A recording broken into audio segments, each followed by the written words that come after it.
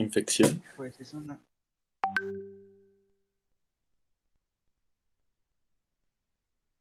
Prácticamente se supone que ya leyeron la clase y entonces tienen que finalmente dar la definición. Ya leyeron la clase, ya hicieron su tarea. Pues hablaba que es un síndrome como tal, el cual va a tener manifestaciones sistémicas y puede ocurrir entre los primeros 28 días de vida, dependiendo si estamos hablando si es una temprana o tardía. Ok. Entonces vamos a empezar.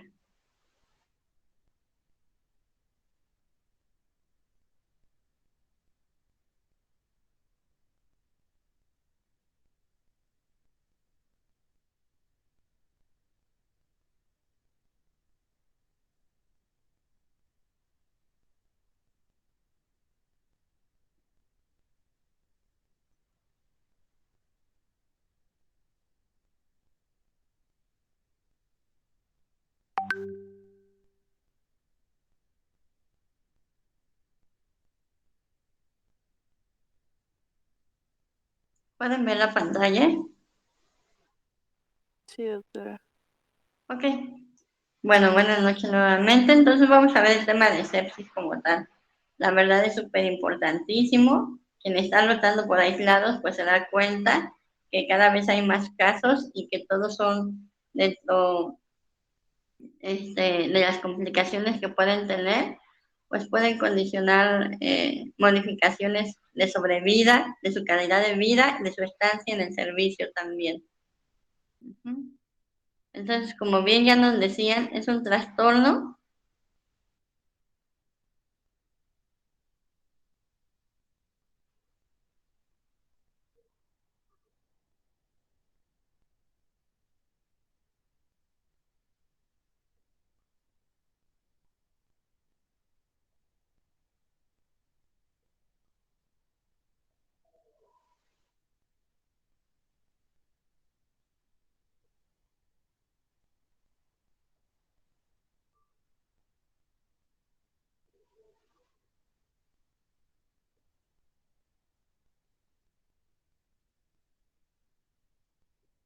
ok, teníamos que esperar a unos compañeros.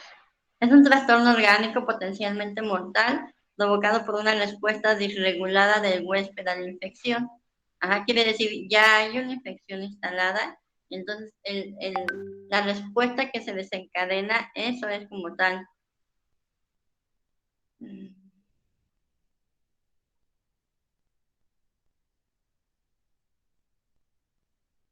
Por favor, traten de conectarse temprano para que podamos continuar.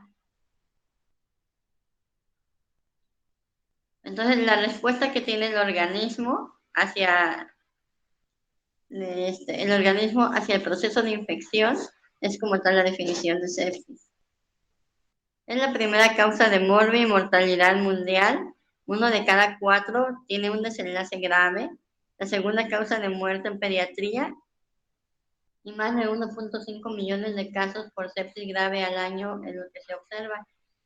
Los costos son muy altos. Aquí prácticamente por día equivale entre 30,000 a 40,000 pesos en la UCI por día de vida, por día de hospitalización.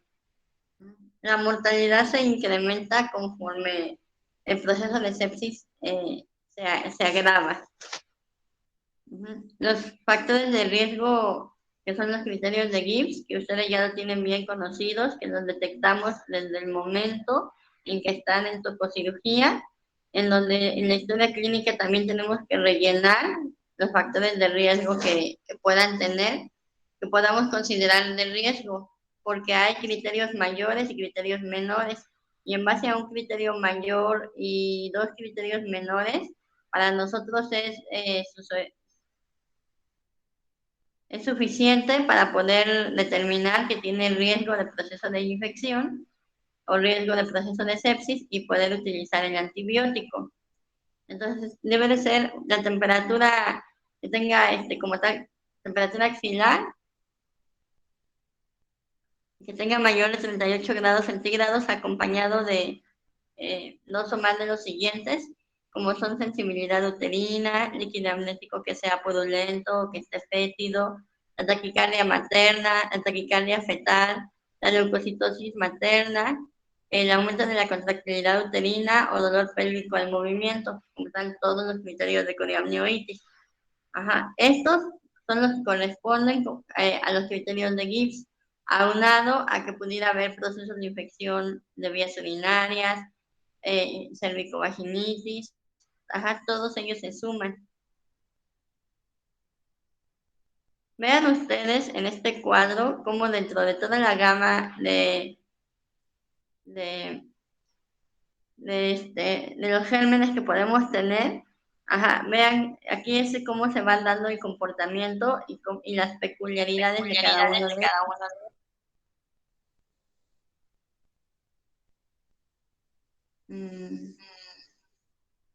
¿Pueden apagar su micrófono, por favor, para que no se escuche doble?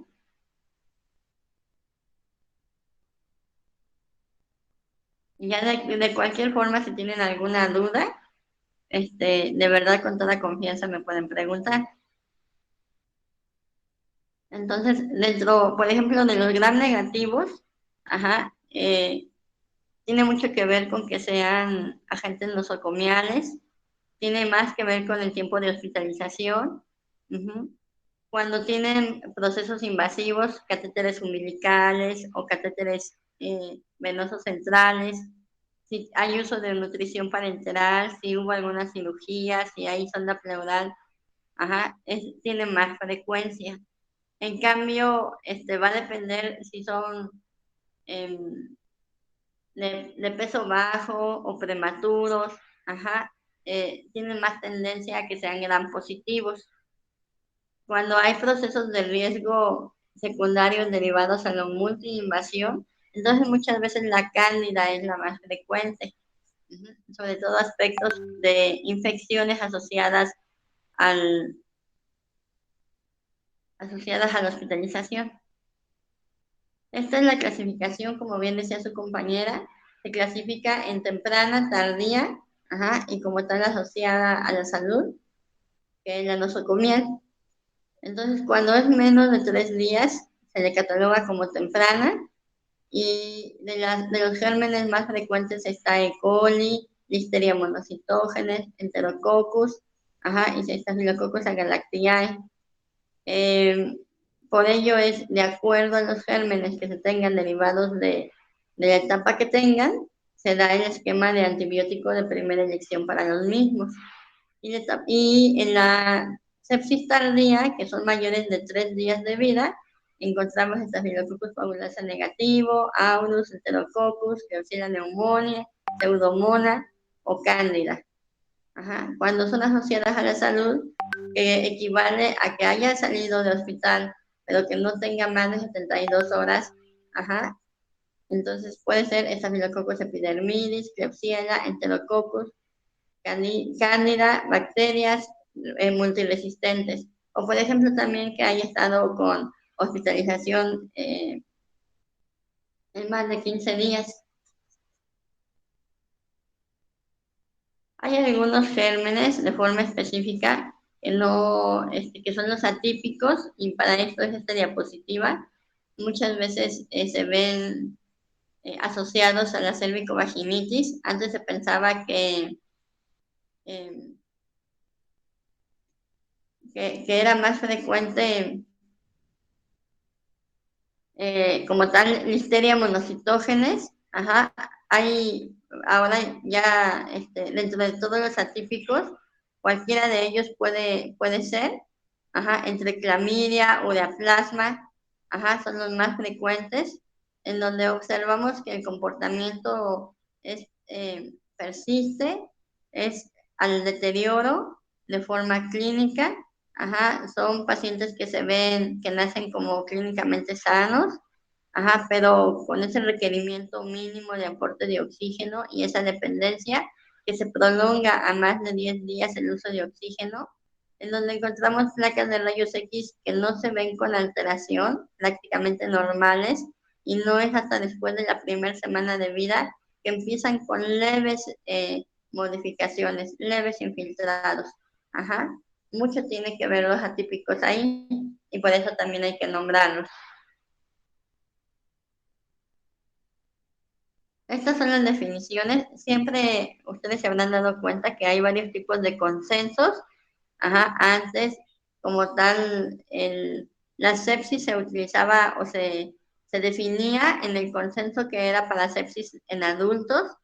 Ajá, ahora siempre dentro de él hay un apartado y ya el CIBEN en el último consenso del 2021 para proceso de sepsis, aunque no modifica la terminología del último consenso que se realizó en el 2018, ajá, de cualquier forma sí abarca alguna serie de comportamientos distintos sobre el tratamiento que ya iremos tratando.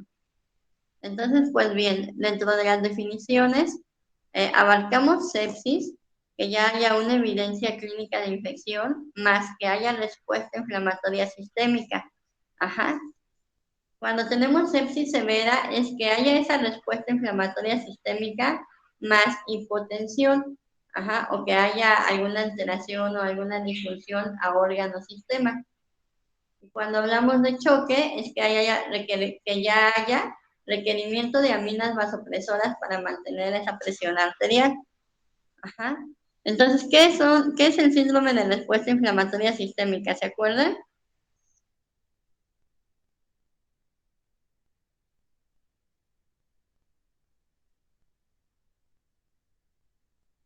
Es como una exacerbación del sistema inmunitario.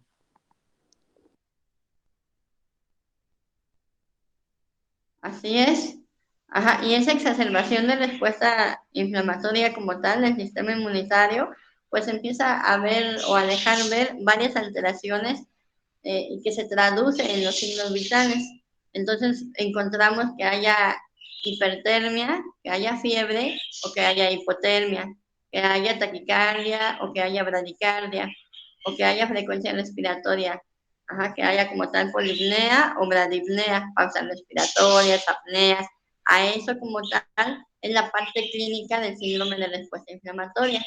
Ajá, y muchas veces se traduce en estudios de laboratorio que más adelante veremos.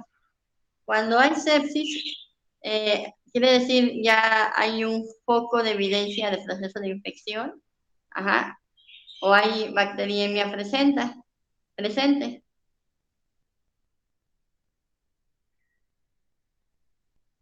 En la sepsis severa, pues ya vemos que hay datos de falla a órgano blanco,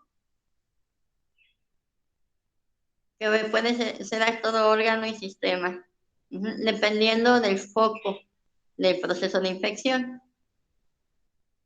Ahora, ¿cómo será esto? Yo creo que esto ustedes se lo saben súper bien.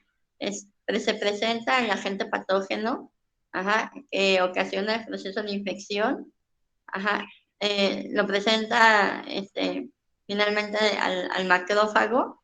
Ajá, hay presentaciones de antígeno, anticuerpo, opsonina de forma para presentarlo también a los neutrófilos y desde ese momento empieza a echar o a desencadenarse mediadores antiinflamatorios, ajá, que son primero de inicio enzimas proinflamatorias y después enzimas antiinflamatorias.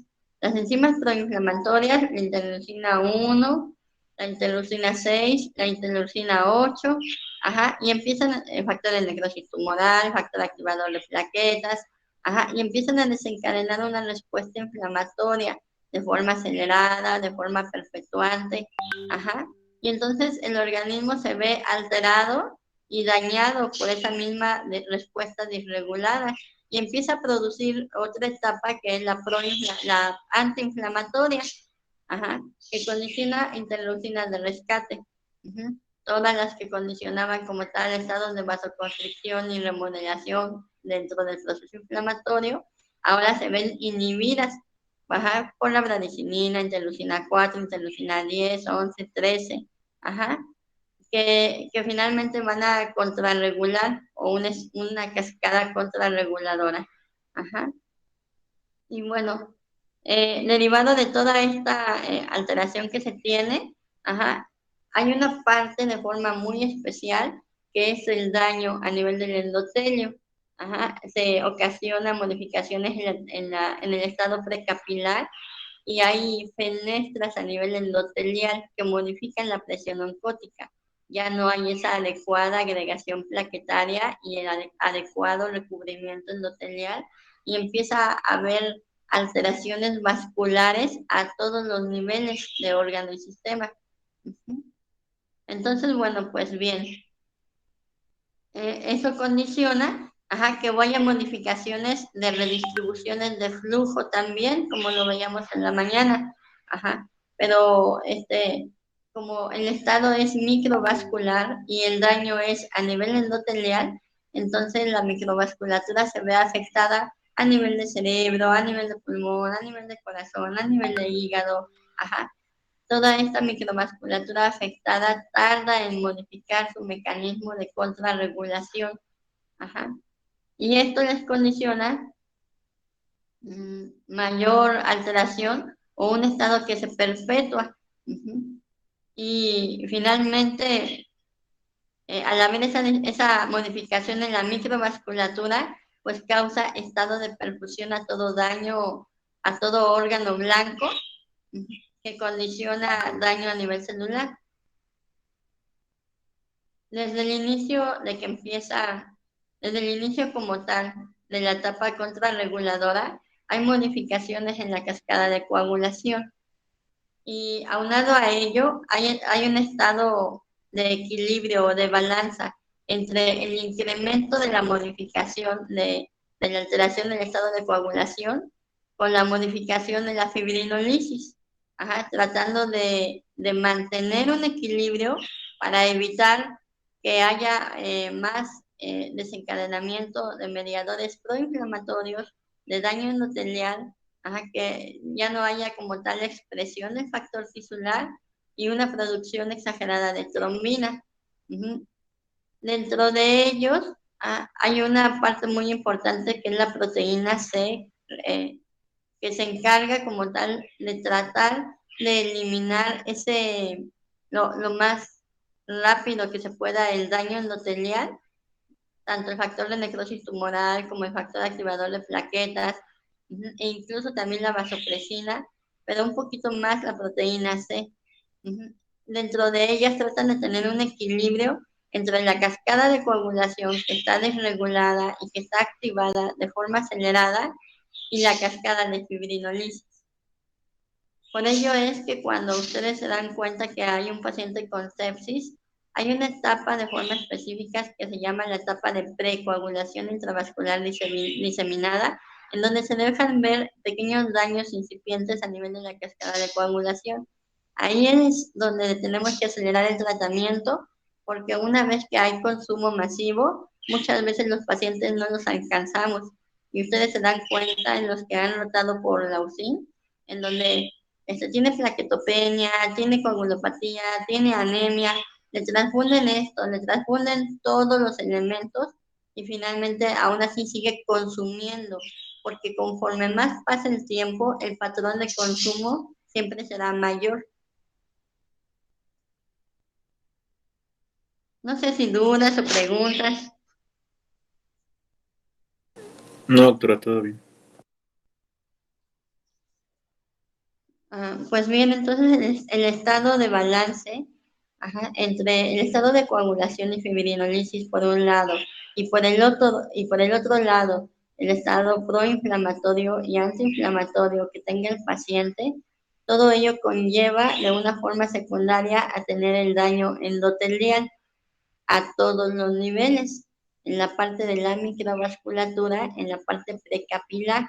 Y nosotros, bueno, y esto finalmente es lo que va a conllevar al estado de la gravedad del proceso de sepsis y una alteración finalmente de falla de daño a órgano. Aquí vemos como tal la interacción que les comentaba. Realmente se logran muchísimas dentro de los mediadores proinflamatorios y todo el consumo que se tiene y toda la cascada que se devasta hace que se modifique el estado capilar y endotelial del paciente. Y entonces eso hace realmente muchas fenestras que muchas veces pueden mantenerse o con el organismo mismo pueda volver a cubrir, al estar produciendo factor activador de plaquetas y al estar produciendo mediadores que nos ayuden a mantener un estado de vasoconstricción de forma persistente, como es el factor de necrosis tumoral, pero muchas veces no es así. Y entonces se logran o se hacen grandes fenestras que condicionan daño en el endotelio. Y esto que condiciona que haya fuga, a tercer espacio. Por ejemplo, ¿cuánto mide la albúmina? ¿Alguien sabe? ¿Qué es la albúmina? Es una proteína sérica. Es la proteína más en mayores cantidades. Es la proteína más importante, de la mayor cantidad. Mide aproximadamente 6.000 kilodaltones. Entonces, nunca se fuga proteína por el riñón exactamente por su peso tan grande que tiene. Y tampoco nunca se fuga de la microvasculatura por el peso tan grande que tiene. Pero en este caso, como hay daño endotelial de forma tan importante, que realmente se ocasionan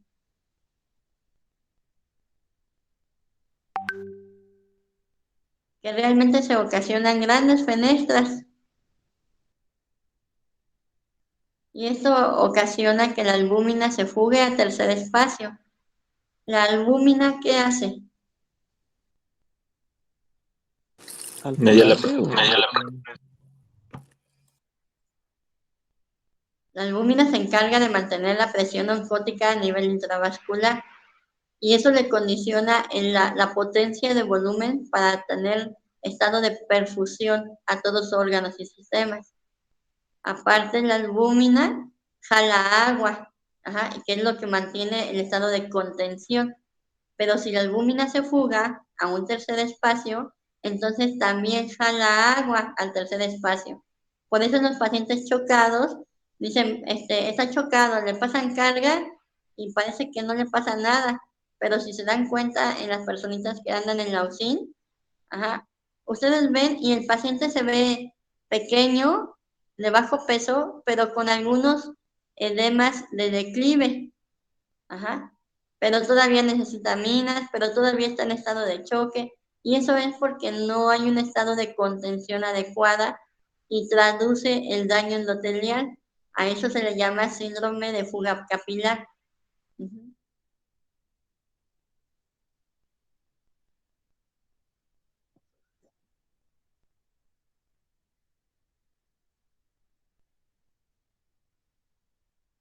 Ok, nuevamente para corroborar como tal lo que les estaba hablando de daño de fuga a nivel del endotelio. El papel de la proteína C como tal en la sepsis, vemos hay una respuesta inflamatoria procoagulante del huésped de la sepsis a la que está ligada. Las citocinas inflamatorias activan el estado de coagulación e inhiben la fibrinólisis. La trombina estimula las vías inflamatorias múltiples y vemos ese estado del resultado final que puede ser como tal la lesión endovascular, como ya veíamos, y esto condicionar disfunción a órgano localizado y muerte. Aquí solamente para que vieran en la etapa de consumo, también como veíamos es una patología de consumo, vean que echa a andar todos sus desencadenantes para mantener un estado de vasodilatación, en regulación o con un estado de vasoconstricción, y finalmente consume de forma importante calcio, óxido nítrico y ATP. Que es lo primero que se consume en esta patología. Vean cómo el aumento de la secreción de la vasopresina como un estado de estrategia para regular el estado vascular ayuda muchísimo. Por ello es que en algunos hospitales ya se puede utilizar vasopresina para manejo de choque. En el estado clínico nosotros nos damos cuenta algunos factores de riesgo que pueden condicionar o que pueden hacernos sospechar de que algo no está bien, y sospechar exactamente de un proceso de infección. Dentro de ellos, pues es el registro fetal que esté patológico, que haya desaceleraciones, taquicardia fetal.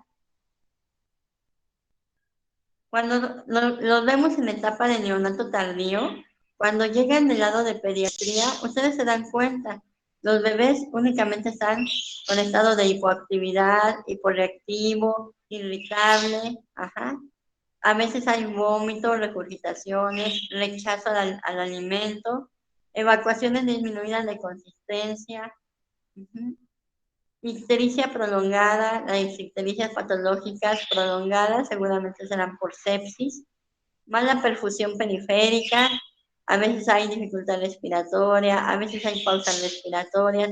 Vean cómo el cuadro clínico es muy inespecífico. Prácticamente todos dicen, es que ya no quiere comer, es que ya lo veo más flaquito, es que me bajó de peso, o simplemente no me gusta cómo respira. Y esos son como los datos inespecíficos que llevan a la mamá a llevar a su bebé a servicios de urgencias. Entonces, son datos muy variables que aunado a esto tenemos que catalogarlos y ver si hay datos como tal de respuesta inflamatoria sistémica. Dentro de ellas, pues como las que ya veíamos, que siempre serán hipotermia, hipertermia, manejando como hipotermia por debajo de 36.3, de acuerdo al último consenso de autorregulación de temperatura del recién nacido, e hipertermia por arriba de 38 grados centígrados. Frecuencia cardíaca de menor de 120, y de mayor de 180. La frecuencia respiratoria siempre será mayor de 60, pero siempre se acompaña con desaturación, con dificultad respiratoria, o cuando es menor, siempre vamos a ver que de repente deja de respirar, que hace pausas respiratorias o apneas respiratorias. ¿Cuál es la diferencia entre una pausa y una apnea? El tiempo, la pausa es menor a 20 segundos y la apnea es mayor a 20 segundos. ¿Ok? ¿Y qué otra diferencia? El tiempo sí, definitivamente eso es lo primero.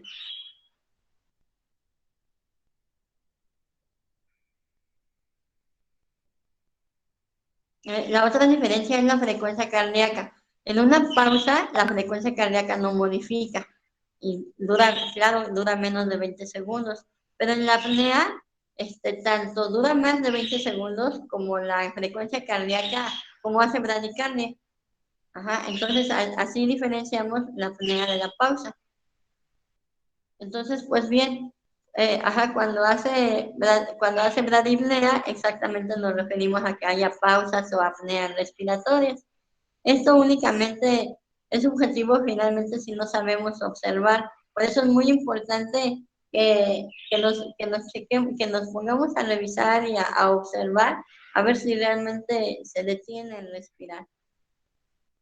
Cuando hay letargia, alteración en la conciencia, cuando son más grandes, en el neonato tardío. Algunas alteraciones indirectas, pues es las alteraciones en la glucosa, la intolerancia a la alimentación, por ejemplo, la ictericia en etapa tardía también.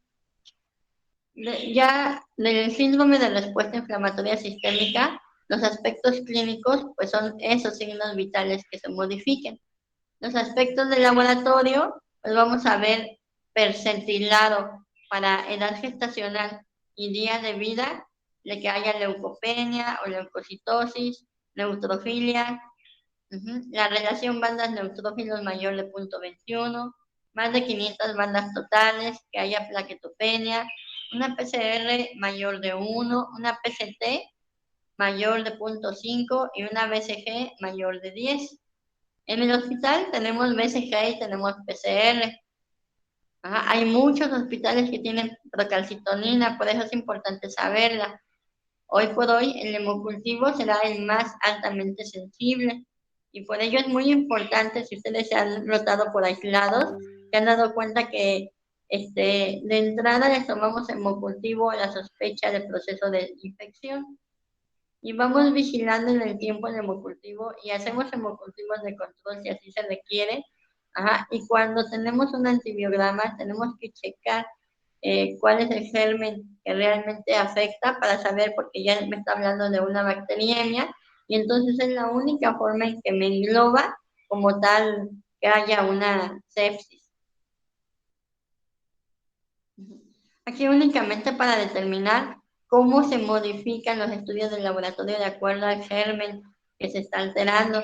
Por ejemplo, los gram negativos hacen leucocitosis, ajá, pero tienen más tendencia a en los prematuros a hacer leucopenia. La cándida hace leucopenia y hace plaquetopenia. Por eso cuando el paciente está con plaquetas bajas, sospechamos en que haya una micosis sistémica. Antes se tenía una tabla de puntaje para determinar si realmente podría haber sepsis probable, ajá, o 5 o más probables, pero finalmente son los criterios de procesos de índice de infección. El tratamiento, pues obviamente que no tiene que ver solamente con el esquema de antibiótico, sino ustedes se dan cuenta todo lo que va desencadenando a nivel de la microvasculatura a todos los niveles. Entonces el tratamiento tiene que ser en la vigilancia del estado clínico, del estado hemodinámico y del estado celular. Por ello, siempre que tenemos la sospecha de un proceso de sepsis, le tomamos gasometría. Ajá. En la gasometría, ¿qué vamos a encontrar en una sepsis?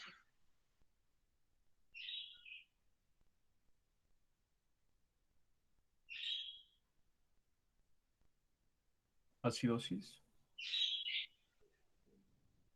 Sí, así es, acidosis metabólica. Ajá. Muchas veces los estudios de laboratorio todavía no se modifican porque están abastecidos con las estrategias compensatorias del organismo. Ajá, y se sigue produciendo por médula ósea, la cuenta leucocitaria todavía no se modifica, o el patrón de consumo no es mayor dependiendo del germen.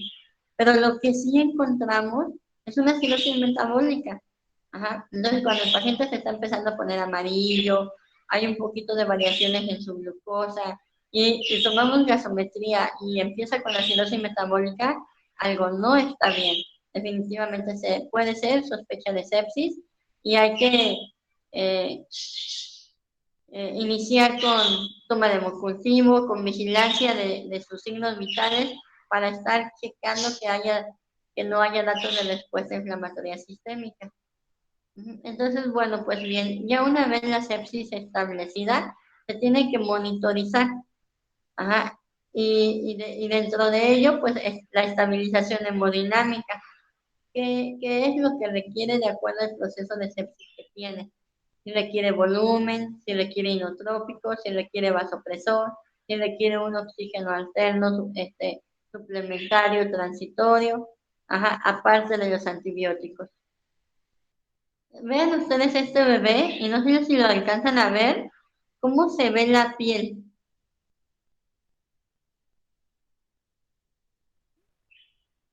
Pálida. Pálida, sí, pero no sé si le ven esos parches. Como, Manchitas rojas, ¿no? ajá, esas manchitas rojas es como moteado. Ajá, se le llama reticulado. No sé si han visto algún bebé reticulado, en donde se observa estados de palidez, ajá, y estados violáceos, derivados de la mala perfusión hacia la piel. Y esto finalmente traduce que está chocado. Ajá, y así es como se ve un paciente con choque séptico. Ajá. Entonces, bueno, de entrada hay que eliminar la causa o el agente agresor en cualquier determinación que podamos tener de germen patógeno. La reanimación hídrica, lo primero que se utilizan son cargas y hay que ver si el choque responde a cargas en caso de que ya tenga choque. Los antibióticos empíricos, ustedes se dan cuenta en aislados que a veces, que siempre los utilizamos. Ya el último consenso del CIBEN, que fue el que les pasé en el grupo, es el que denota cuándo tiene que utilizarse un esquema corto de antibiótico, para que no abusemos de los antibióticos. Muchas veces sí nace con factores de riesgo, ok, inicio antibiótico, ok, pero ¿tiene datos de respuesta inflamatoria sistémica? No. ¿Tiene índices de infección en los estudios de laboratorio? No. ¿El hemocultivo está negativo o está positivo? Y en base a ello vemos si las condiciones son favorables para mantener un antibiótico de corto. En el caso de que haya sepsis severa o que ya la sepsis esté establecida, pues vigilar la necesidad de apoyo hemodinámico, que así se requiera, apoyo respiratorio, nutricional oportuno. Ya veíamos la importancia de la sedación y analgesia en el recién nacido. Siempre desde que inicia el cuadro hay alteraciones en la coagulación, pero muchas veces son compensadas por el organismo a cuando ya está en un estado de sepsis severa o choque. Muchas veces el organismo no las alcanza a compensar y por ello es importante hemotransfundir de forma oportuna. Una vez que se transfunde una plaqueta, un concentrado plaquetario, tenemos que ver el patrón de consumo. Por eso es importante una biometría hemática cada 24 horas y ver cuánto tenía la basal, en cuánto está el día de ayer, en cuánto está el día de hoy, para saber el aproximado de patrón de consumo y vigilar en el momento que tenga criterios de hemotransfusión de cada una de las líneas, que sea de forma oportuna.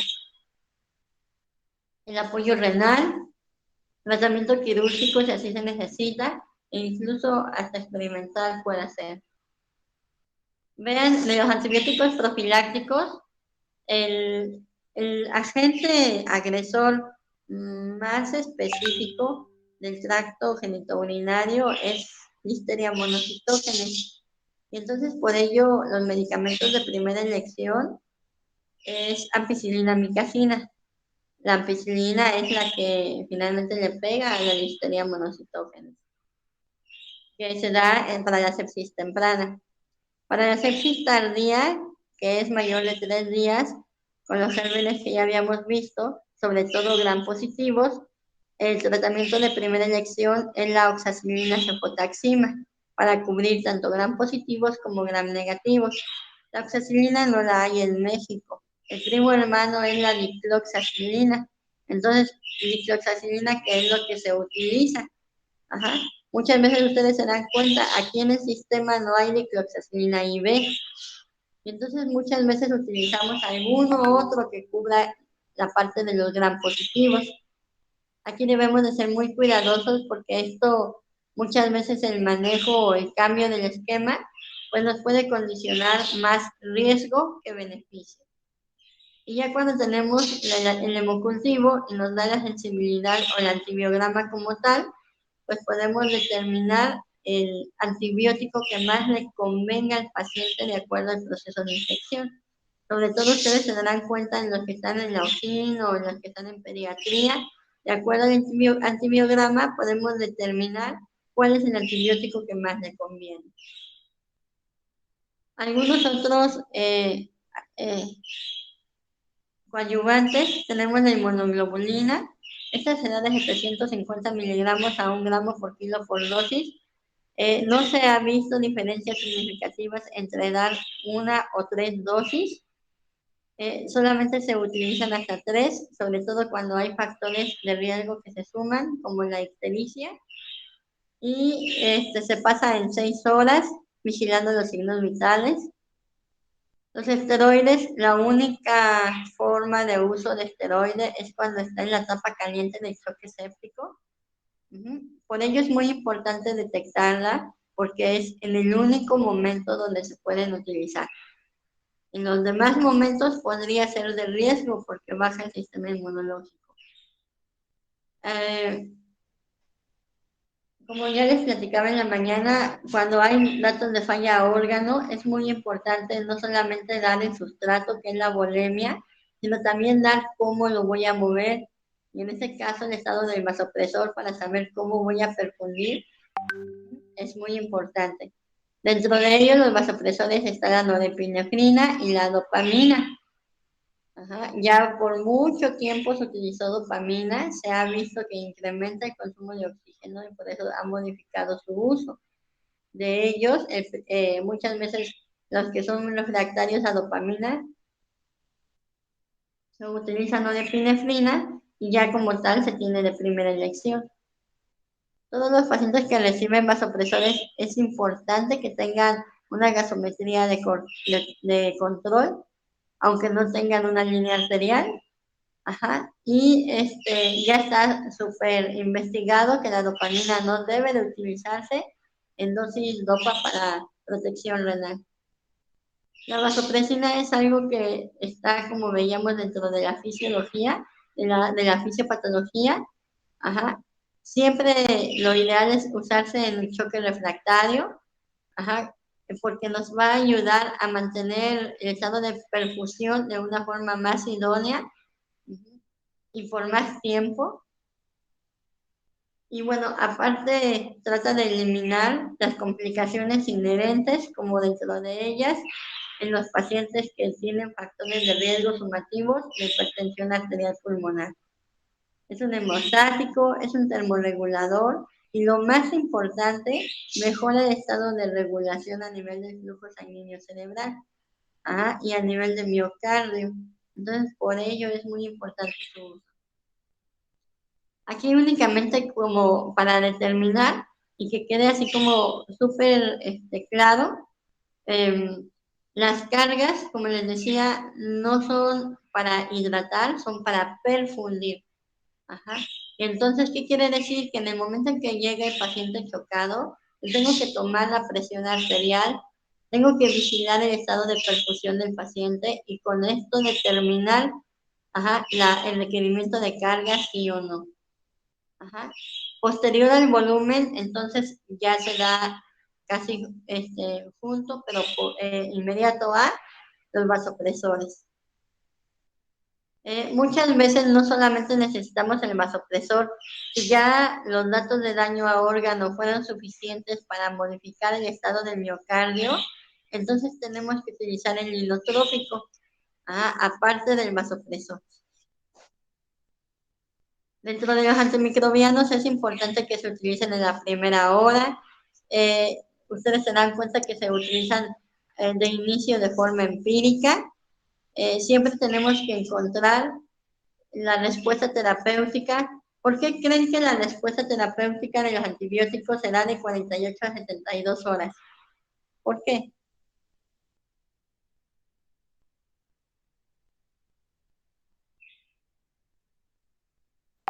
Puede ser es una ventana para confirmar que haya, ¿cómo se llama? Hemocultivos positivos. Ajá, pues mire, sí va bien hasta donde es una ventana, porque resulta que los antibióticos tienen como tal una vida media. Y se ha visto que a 5 vidas medias hay concentraciones mínimas inhibitorias para mantener o para detección de crecimiento bacteriano. Entonces, por eso, entre las 5 vidas medias se cumplen entre 48 y 72 horas. Por ello mismo, a ese punto volvemos a tomar estudios del laboratorio, vigilancia clínica, y muchas veces hasta hemocultivo de control si ya salió positivo para determinar que haya respuesta terapéutica.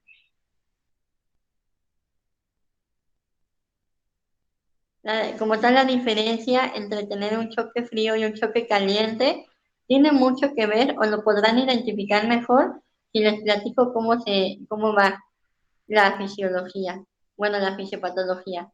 Por ejemplo, ya una vez que hay el agente agresor, el paciente empieza a echar a andar todos sus mecanismos de defensa para tratar de contrarrestar esto, que es la etapa proinflamatoria.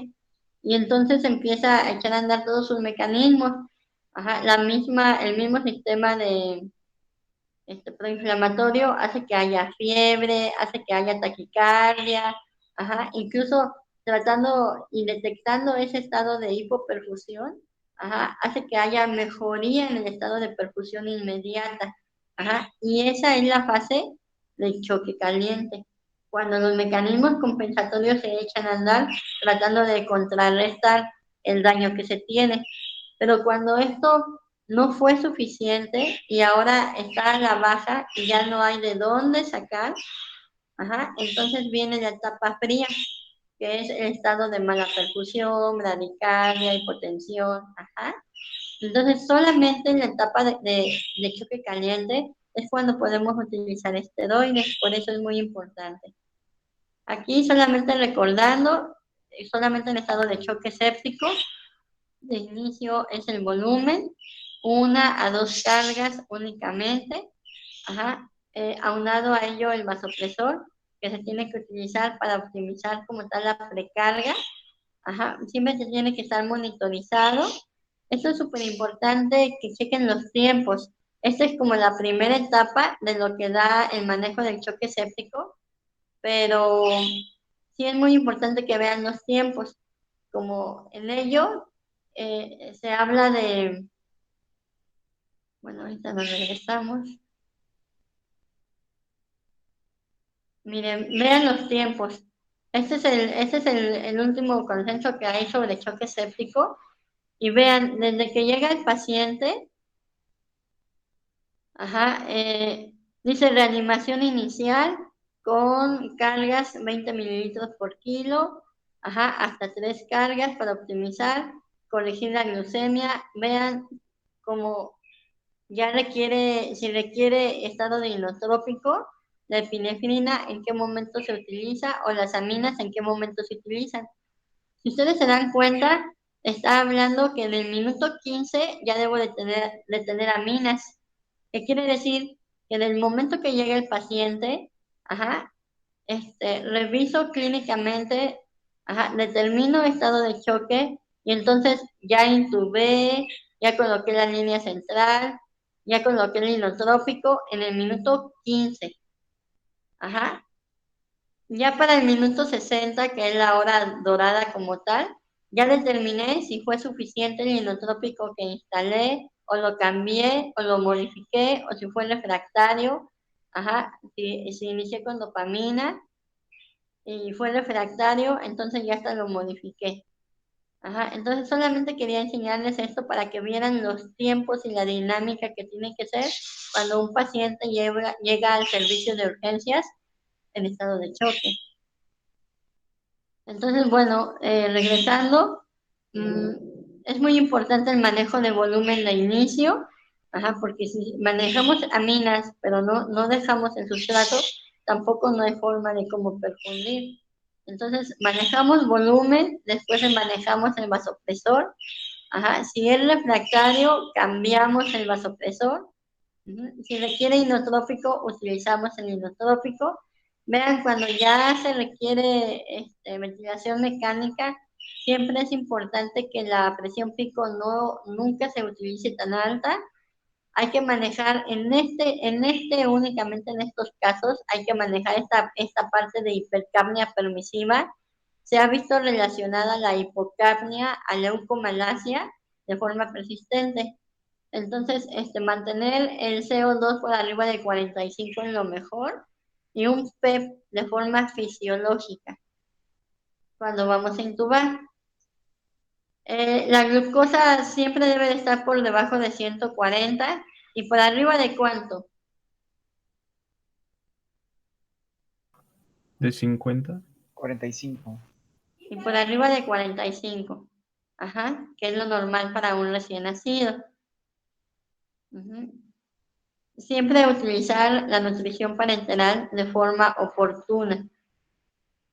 En el momento que sabemos que el paciente va a mantenerse varios días porque tuvo daño a órgano sistema, varios días en ayuno, desde ese momento, porque finalmente el organismo necesita sustrato para mantener un ATP en producción adecuada, desde ese momento necesitamos utilizar la nutrición parenteral. Aquí les puse un cuadrito de aminas, únicamente como para que vieran las dosis, el efecto o como tal el inicio de acción. prácticamente todos son entre inmediato a 5 minutos. Ajá.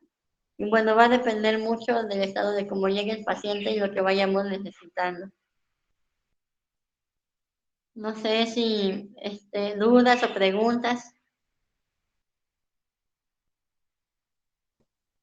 No, pero todo bien. Aquí no. No, doctora. Aquí únicamente aclarar, el pH es directamente proporcional al gasto cardíaco. El pH que tenemos en nuestra gasometría nos va a determinar como tal el gasto cardíaco del paciente. Y la presión y la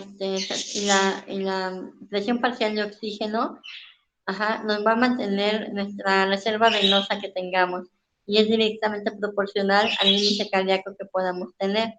Entonces, yo les decía siempre que el pulmón no está separado del corazón y entonces cuando nosotros tenemos una gasometría, muchas veces no solamente nos sirve para modificar parámetros ventilatorios, y también nos sirve para determinar en qué estado está, si está en hiperdinamia, si está en hipodinamia, y por eso es importante hacer taller hemodinámico cuando están en choque séptico o cualquier tipo de choque.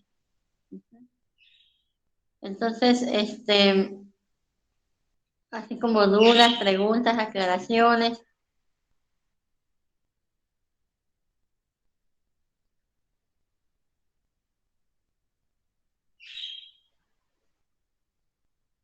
Ok. Ok. Mañana toca ictericia. No sé si está bien que sea en la mañana o quieren que nos vayamos en línea en la noche.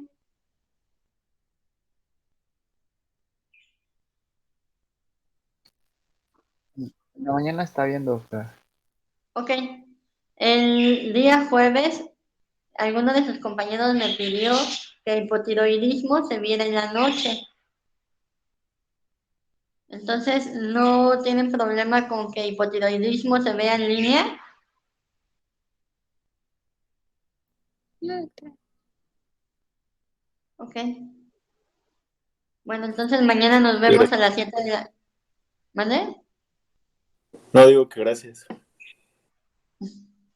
Mañana nos vemos a las 7 de la mañana con ictericia y el jueves a las 9 con hipotiroidismo. Y ya el viernes se pondrán de acuerdo con la doctora Varinia para continuar las clases. Ok, doctora. Sí, doctora, gracias. Sí, doctora, muchas gracias. Entonces, pues buenas noches a todos, que descansen y mañana nos vemos.